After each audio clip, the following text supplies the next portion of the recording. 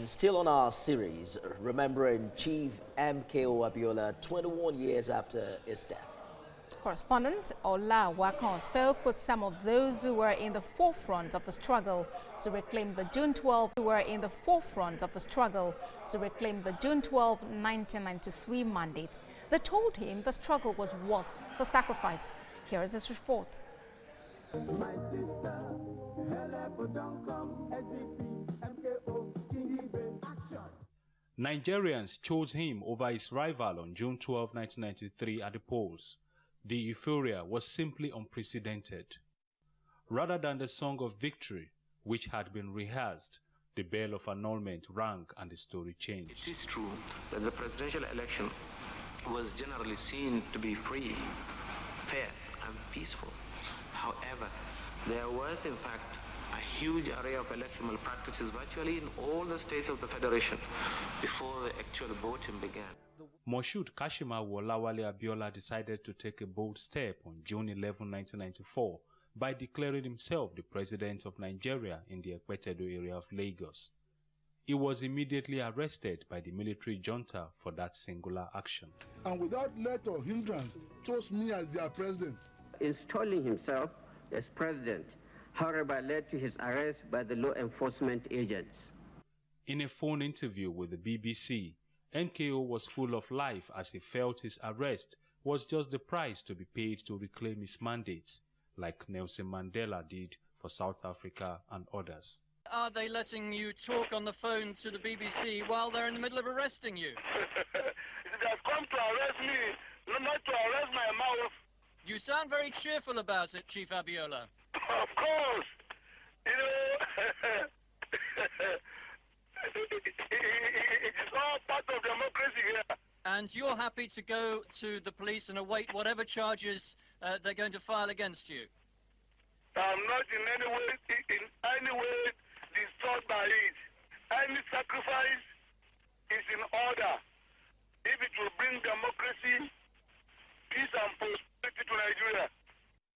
This period witnessed a series of agitations from civil society groups, human rights activists, journalists, and student unions across the country.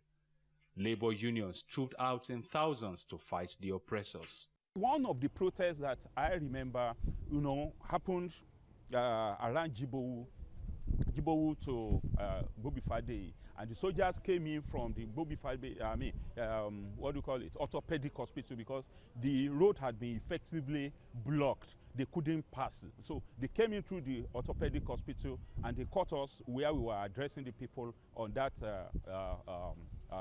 Fadei pedestrian bridge. They started shooting indiscriminately.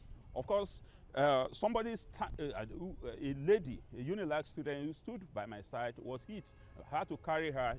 On my way down the pedestrian bridge, she slumped. I knew that she couldn't make it because there are others who could still make it that are still moving. So I had to put her down, pick another one, took her to the hospital. There are times I look back and I'm like, what must have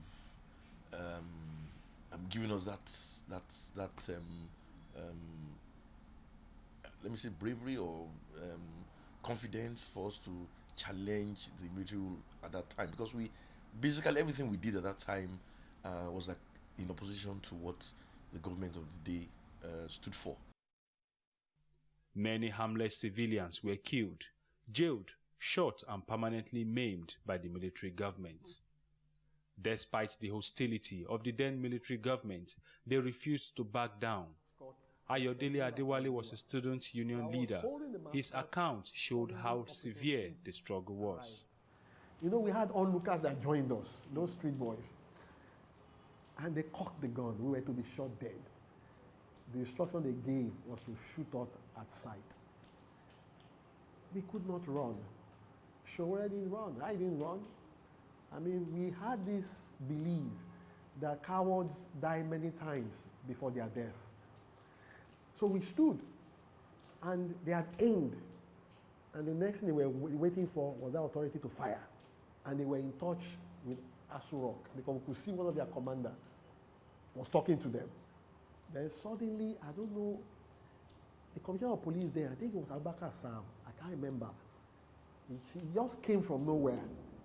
And he said, wait. So they waited.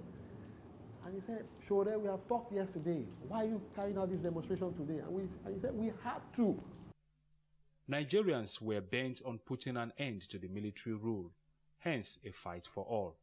Members of the National Democratic Coalition, NADECO, were at the forefront. The kind of humiliation that we went through, nobody would imagine that we could survive it. I, for 33 days under their confinement, did not taste a meal.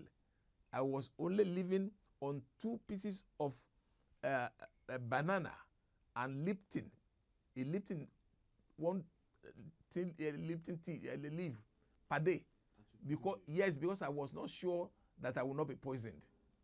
MKO, who was imprisoned in solitary confinement, was announced dead on 7th July 1998, the day he was expected to be released. Of what significance is the struggle to the present-day democratic developments? No matter how bad the situation is, you have to play your own role in such a way that the majority of the people you are leaving behind will continue to remember you for good. And that was the reason why Abiola's name, it wasn't only Abiola that died, okay? But his name cannot be, erased. This is a legend in the making.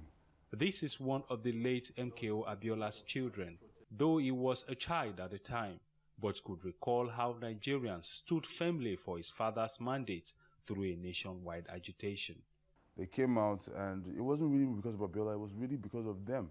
They weren't protesting Abiola's incarceration per se, they were protesting their own rights that they were denied by the whole annulment,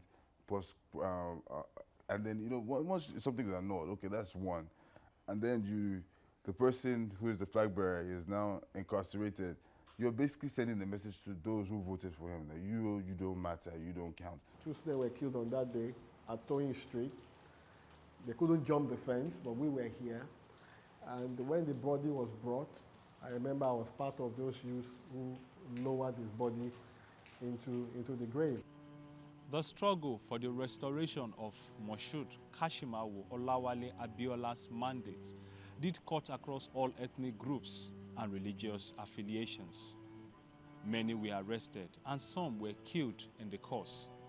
But the effort would have been further solidified if the man in question, MKO Abiola, had lived to see the manifestation of the vision he had for the nation.